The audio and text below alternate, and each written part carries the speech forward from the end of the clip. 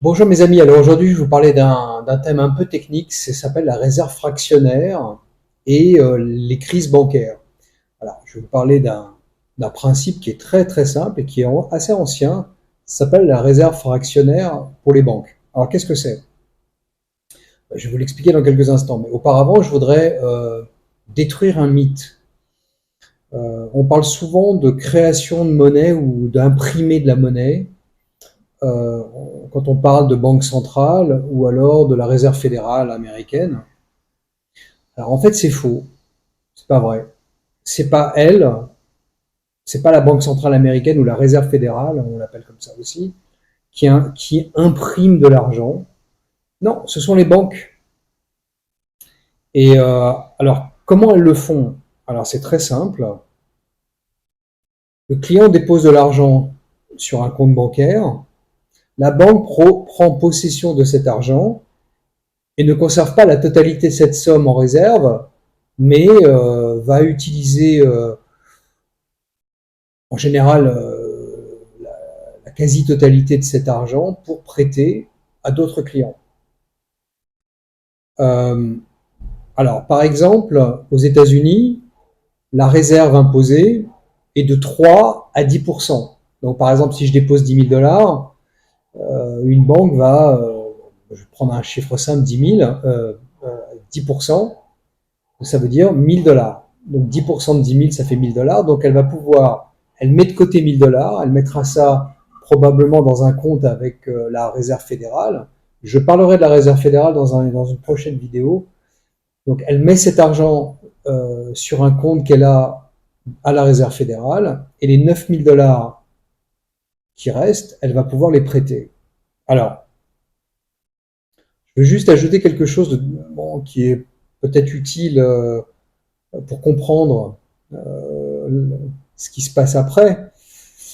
En mars 2020, la Réserve fédérale a décidé de ne plus imposer de réserve fractionnaire aux banques. Ce qui fait qu'on ne parle plus de 3 ou 10%, on parle de 0%. 0%. Alors ça se passe juste au moment où le Covid débute, et c'est à ce moment-là que va commencer la vague inflationniste aux États-Unis. Et pas seulement aux États-Unis d'ailleurs, mais principalement, enfin en tout cas en ce qui me concerne, les États-Unis, bon, la France aussi a connu une vague probablement pour les mêmes raisons. Donc ça veut dire que quand un client dépose 10 000 dollars aux États-Unis, à partir de mars 2020, la banque peut prêter 10 000 dollars et ne pas mettre 10% en réserve à la fédérale, à la réserve fédérale. Alors je vais vous donner un exemple basé sur une hypothèse de 10% de réserve, hein. Comme ça vous allez mieux comprendre. Le client A dépose 50 000 dollars dans la banque 1. La banque 1 prête au client B 45 000 dollars, c'est-à-dire 50 000 moins 10%, ça fait 45. Ensuite, ce client B dépose 45 000 dollars dans la banque numéro 2. La banque numéro 2, à son tour, prête au client C 40 500, 45 000 moins 10% de réserve. Ensuite, le client C dépose 40 500 à la banque numéro 3. Puis la banque numéro 3 prête au client D 36 450, 40 500 moins 10%.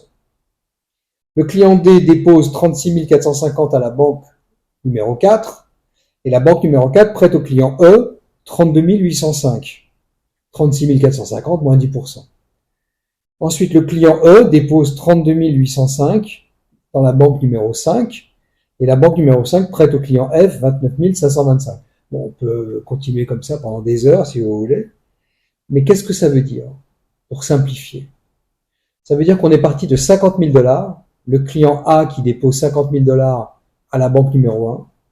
Et avec toute cette cascade, on arrive à 2300, 234 000, pardon, je vais y arriver. Je vais pas vous faire une krasuki. 234 280 dollars, ce qui est en fait la somme de tous les dépôts qui ont été effectués par tous les clients dans leurs banques respectives. Dans leur banque respective. Donc ça veut dire quoi? Ça veut dire qu'on ajoute 50 000, plus 45, plus 40 500, plus 36 450, plus 32 805. Donc en fait, qu'est-ce que l'on a fait là? On a créé de la monnaie. On est passé de 50 000 à 234 280. On a créé de la monnaie.